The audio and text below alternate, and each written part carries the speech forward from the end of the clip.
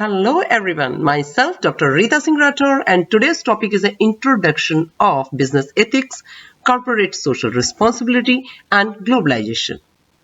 Here now, what is business ethics? So as a definition, if you'll go, it's the principles and standards that guide business behavior. But with detail, business ethics studies appropriate business policies and practices regarding potentially controversial subjects, including corporate governance and insider trading, bribery, discrimination, corporate, so many things of there.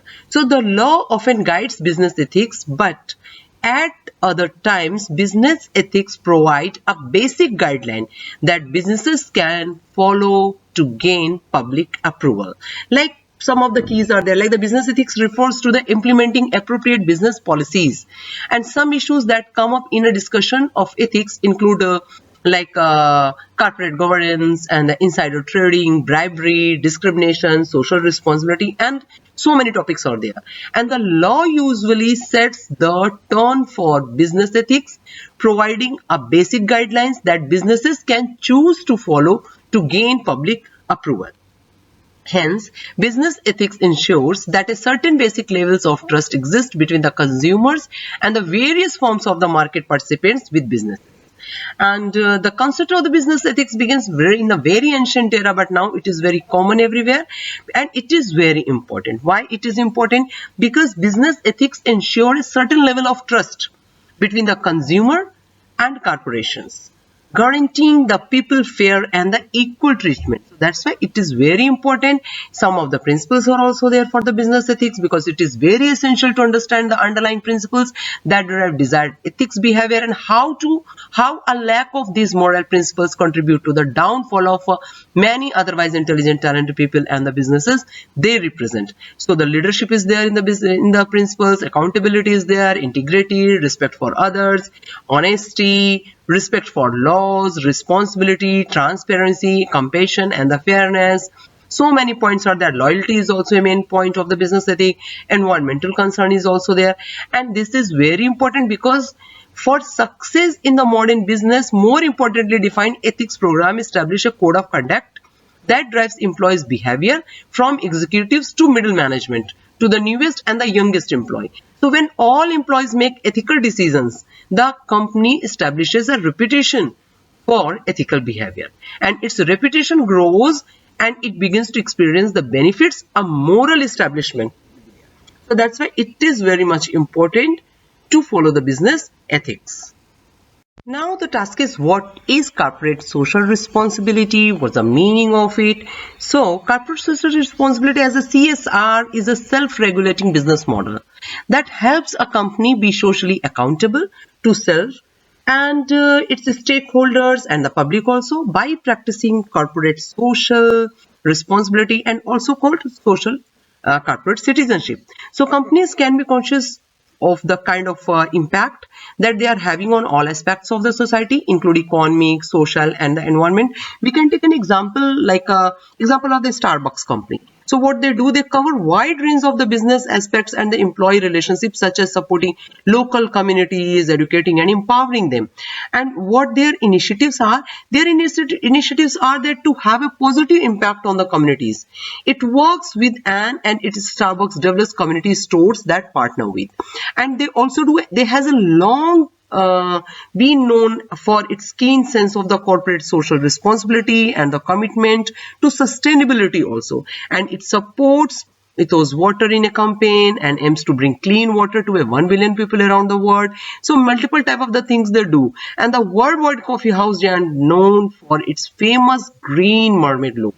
It is also a corporate social responsibility. So accordingly, you may also search out some of the examples for the CSR, that what it is, because it always enhances the society and the environment.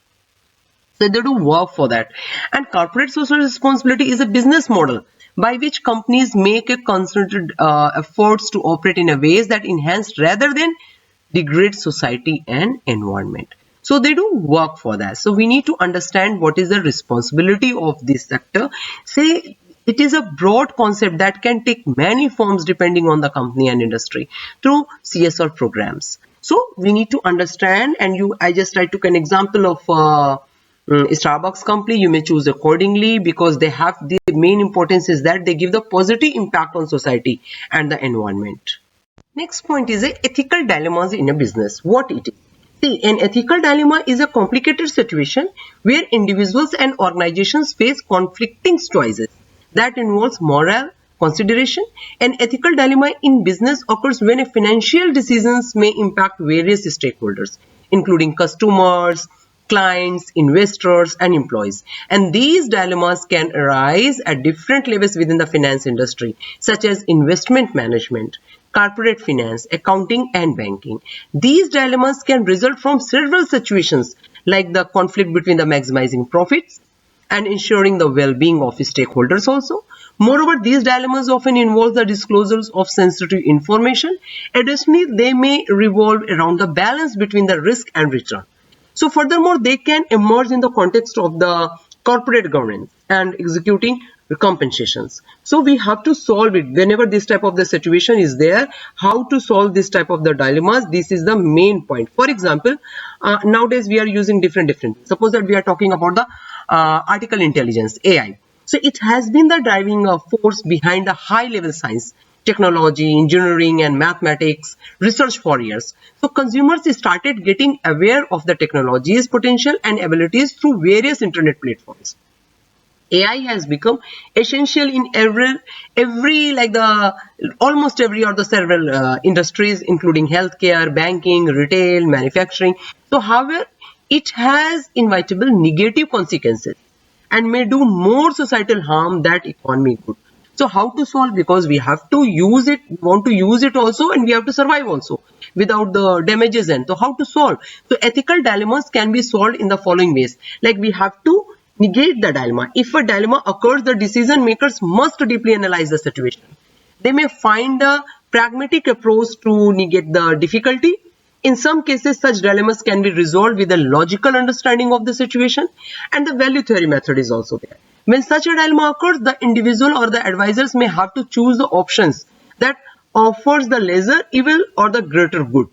This approach may help them make a decision that will be in the best interest of the relevant parties, or the decisions may help the appropriate parties suffer least from the negative consequences. So we need to find out the options. In such dilemmas, the issues can be reconsidered and decision makers may find alternative ways to solve the problems while knows the pros and cons of the things. Now, what is globalization and the international management? See, as technology and transportations have advanced, business has become increasingly global. In addition to new challenges and international tensions, purposeful expansion has brought new jobs, customer audience, and the economical opportunities. Globalization, in concise, if I would say, then it increase in the flow of good, services, capital, people, and ideas across international boundaries, from national to international boundaries. According to the online the sources also you may include, as we live in an age of globalization, so like it is the national economics and even more tightly connected with the one another to even before. So whether you are looking to learn more about the international company or thinking about the expanding your business into the other companies, you need a strong foundation in the basics of the globalization in business.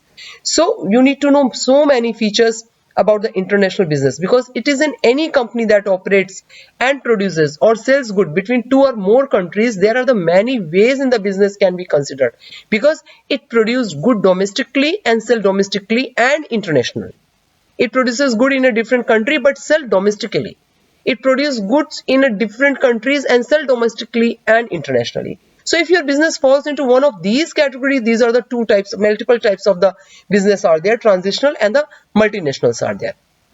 So like in the transnational corporation, it will go, I would not like to go with a much detail about, because I want to make it clear that what is the globalization and the international management.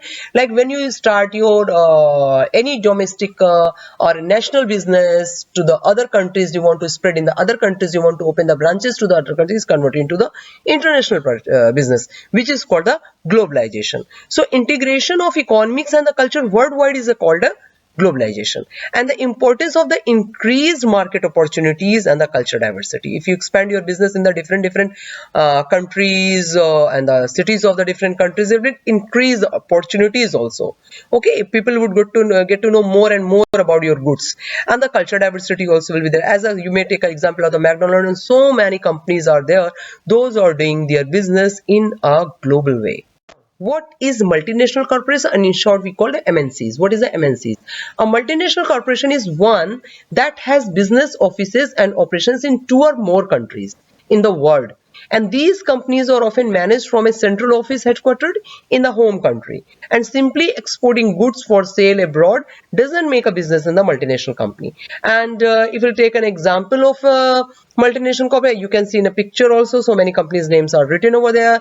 So what are the examples main? Like the Apple, Amazon, Microsoft, McDonald's, Volkswagen, so many companies, Nestle, so HSBC, so many companies, Hindustan Unilever, so many companies are there. Those are called as a MNCs. And what is the main importance of it? These companies are headquartered in a one nation but operates divisions in many other countries in order to expand their business and reach more and more countries, because they want to expand their business and they want to gain more and more profit. Because the global market presence, diverse resources will be there. For example, all the companies name are written there. I have said that suppose that the Coca-Cola company is there, they have their branches in the more than the 200 countries, and their motto is to make money, to introduce their own product to the other world peoples, other countries of the world, to make money and to spread the news about the company, to give the strength to their organization. So this is called the MNCs. Those branches are in the different countries. Now the next topic is a cross-culture management. What is a cross-culture management? See, as companies increasingly employ people from different countries, and it has become common nowadays to see culturally different employees working together in the same workplace. So when a firm employs such culturally different people, they must acknowledge that these people have different traditions also, different customs, different languages, different mannerism also there. So the reason for having multicultural staff can be many. Sometimes people across the globe are managed from one head office. In other cases, such culturally different people may work in the same place. So cross-cultural management had become necessary in many firms nowadays. It is very common. It's not any extraordinary thing. Managers must understand that they must handle these people differently because of being a different culture. They must be sensitive to their cultural differences and they communicate with them accordingly. Language barriers also can be there, so the one global language is there for each and everyone.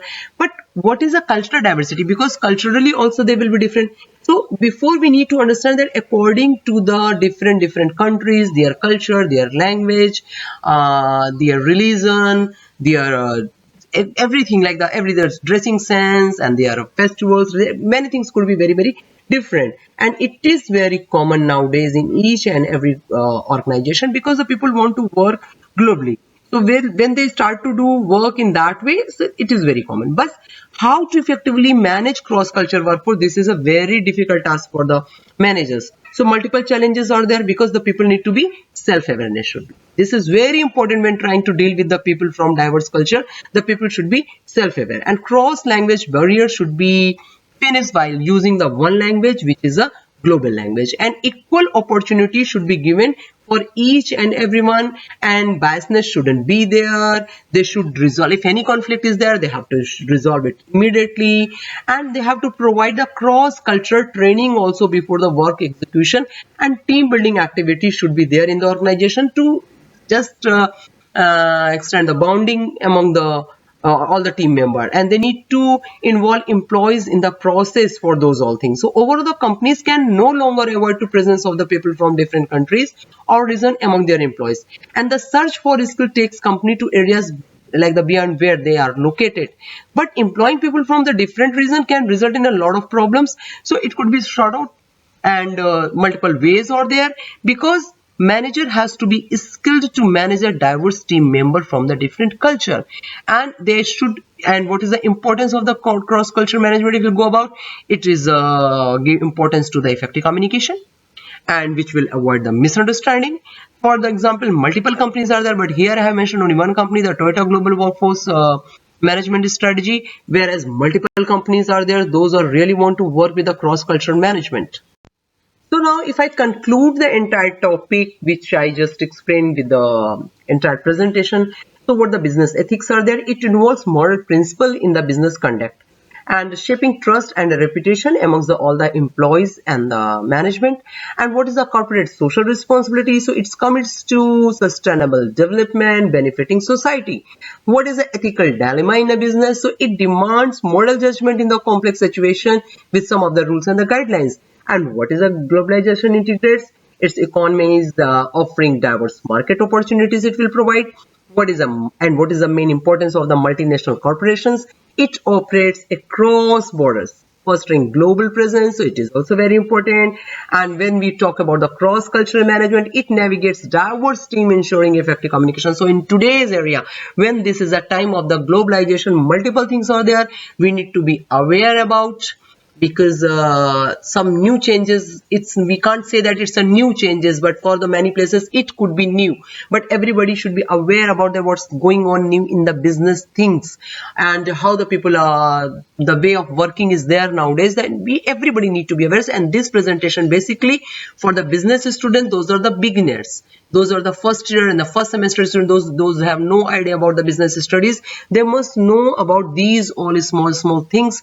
And because in the any further classes, when they will be the part of the second year, or when they will start to pursue for the MBA, so this is the foundational thing which they should know about. So I'm done with these all the foundational things in the business studies. Thank you so much. And next again I'll come with some new things in the business studies. See you.